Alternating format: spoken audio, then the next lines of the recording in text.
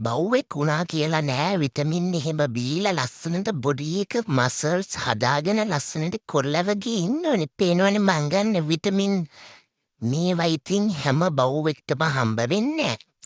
ඉතින් මං යතින් හරිම ලකි. අපි අක්කි මට මේ හැමදේම දෙනවා හැමදාම උදේට. බත් කන්න කලින් මගේ බොඩි එකට ඕනි කරන විටමින්ස් ටික දීලා තමයි අක්කි මට මගේ බත් එක ළඟට දෙන්නේ. පේනවනේ මාස 5ක් වෙද්දි මගේ ඇඟේ සයිස් එක මෙයාලනේ මේ හැමදේම මගේ ලකී එකට හම්බ වුණාට මගේ නම ලකී නෙවෙයි. මම තමයි ටයිසර් බෝයි. බෙහෙත් ටිට්ටයි කියලා පොඩි ළමයි බොන්නේ නැති වුණාට මම නම් පැනලා මම මේවා බොන්නේ. මොකද නංගි කෙනෙක් හරි මන් දිහා බලන්නේ නීර බීලා කරලා වගේ ලස්සනට ඉද්දිනේ. අක්කා ඉතින් අන්තිමට හැමදාම මේක අපිට වැඩේ කරනවා බත් එක කූඩුවට දාලා මාව නිකන් මෝඩයාට හන්දලා කූඩුව ඇතුලට දාලා කූඩුව ලොක් කරලා දානවා. How sad.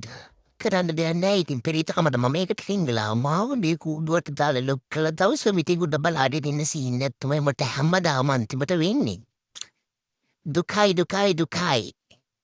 ඒ වුණාට ඉතින් කොල්ලා සැපේ කාලා බීලා අතල්ලිගේ තමයි මේක ඇතුළේ ඉන්නේ. එහෙනම් බයි ගිහින් එන්න.